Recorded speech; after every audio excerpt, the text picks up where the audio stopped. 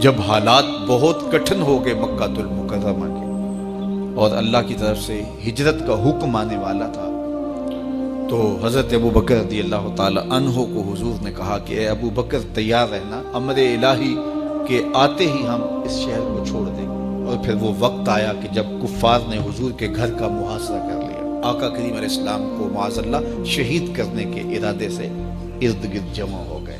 آقا کریم علیہ السلام نے ہاتھ میں خاک پکڑی اور سورہ یاسین پڑھتے ہوئے ان کی آنکھوں میں جھونکتے ہوئے حضور گزر گئے اور انہیں پتہ بھی نہ چلا، اور وہ مکان کا محاصرہ کیے ساری رات کھڑے رہے۔ صبح بستر سے حضرت علی المرتضیٰ اٹھے، اللہ اکبر، تو آقا کریم علیہ السلام نکل گئے اور حضرت ابو بکر صدیق کے گھر تشریف لے گئے۔ اب دروازے کو دستک دینے لگے تو آواز آئی، حضور میں حاضر ہوں۔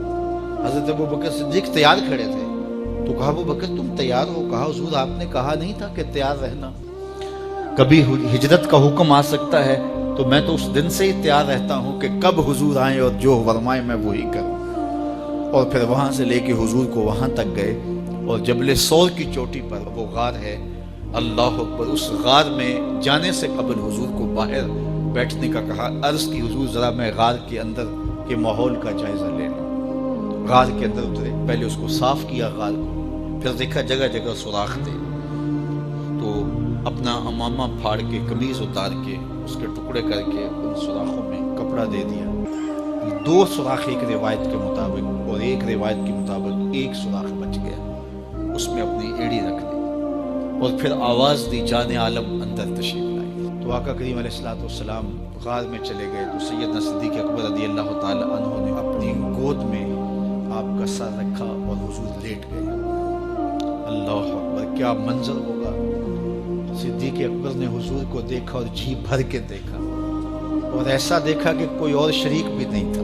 یہ واقعہ حضرت سیدنا عمر سے روایت ہے، کتب سیاح میں ہے، اور حضرت عمر رضی اللہ تعالی عنہ یہ بات بیان کرتے ہوئے رو پڑے، اور آپ کہا کرتے تھے کہ ابو بکر یہ غار والی نیکی مجھے دے دیں اور میری ساری زندگی کی نیکیاں دے دیں۔ اللہ اکبر۔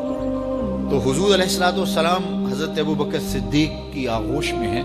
اب ہوا کیا کہ سانپ نے جب ہر راستہ مسدود پایا، تو خیر وہ اس راستے پہ پہنچا جہاں انسانی گوشت نظر آیا، تو سانپ نے پھر ڈنگ لگایا۔ سانپ کا ڈنگ اچانک، تو انسان تو کپ کپا کے رہ جاتا ہے، اچانک تو چیونٹی کاٹ جائے تو انسان کپ کپا کے رہ جاتا ہے، چھپکلی گر جائے اچانک تو بندہ اپنے وجود کو جو ہے وہ متوازن نہیں رکھ پاتا، تو نیچے سے سانپ اور وہ ڈنگ لگا رہا ہے۔ لیکن لفظ سنیے، یہ حضرت عمر کی روایت ہے کہ حضرت سیدنا صدیق اکبر نے اپنی ٹانگ کو جنبش نہیں آنے دی، مخافتا ان یتنبہ رسول اللہ، اس ڈر سے کہ کہیں حضور بیدار نہ ہو جائے۔ ساری توجہ ادھر رہی، بے اختیار آنکھوں سے آنسو ڈھلک پڑے، درد کی شدت اتنی تھی، اور آنسو گرے تو حضور کے رخسار پہ آقا کریم بیدار ہو گئے۔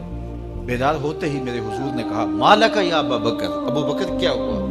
تو یہ ہوتی ہے ہنگامی صورتحال۔ ہنگامی صورتحال میں کسی کو پکاریں یا کسی کو کوئی جواب دیں تو مروجہ آداب کی رعایت کے ساتھ جو لفظ بولے جاتے ہیں وہ ترک کرنے پڑتے ہیں۔ اس مائک میں کرنٹ تھا تو میں قریب ہونے لگا، تو آپ نے مجھے متنبہ کرنا تھا، تو میرے ساتھ آپ بہت پیار کرتے ہیں، بہت محبت کرتے ہیں، تو آپ نے اگر مجھے یہ بتانا ہو کہ اس میں کرنٹ ہے، اور اگر آپ نے منہ قریب کر لیا تو آپ کو نقصان پہنچ سکتا ہے، تو میرے نام کے ساتھ 20 القاب لیں گے؟ آپ نہیں لیں گے، آپ جلدی جلدی جو ہے وہ مجھے کہیں گے جناب یہاں کرنٹ ہے، تو میں یہی ضرور جاؤں۔ یہ تو ہے کہ آپ میرے لیے کر رہے ہیں، اور اپنے لیے کسی کو پکاریں تو پھر بھی یہی بات ہے۔ اللہ اکبر۔ اب حضور نے جب کہا نا مالک یا ابا بکر، ابو بکر کیا ہوا، تو اب ہنگامی صورتحال تھی نا، تو فوراً کہتے لدغت تو ڈسا گیا، مجھے سانپ نے ڈس لیا، فوراً یہ کہتے نا۔ لیکن حضرت ابو بکر تیری محبت پہ قربان، کائنات میں آپ نے ایسا عاشق نہیں دیکھا ہوگا، سانپ ڈنگ پہ ڈنگ لگا رہا ہے اور ٹانگ شل ہو گئی ہے، زہر سرایت کر گیا ہے۔ حضرت ابو بکر نے جواب دیا لدغت فداک امی و ابی یا رسول اللہ، حضور میری ماں بھی آپ کے قدموں پہ قربان، میرا باپ بھی آپ کی راہوں پہ نچھاور، مجھے سانپ نے ڈس لیا۔ تو اس مشکل وقت کے اندر بھی ادب کا کرینہ نہیں چھوڑا۔ جب معراج کا واقعہ ہوا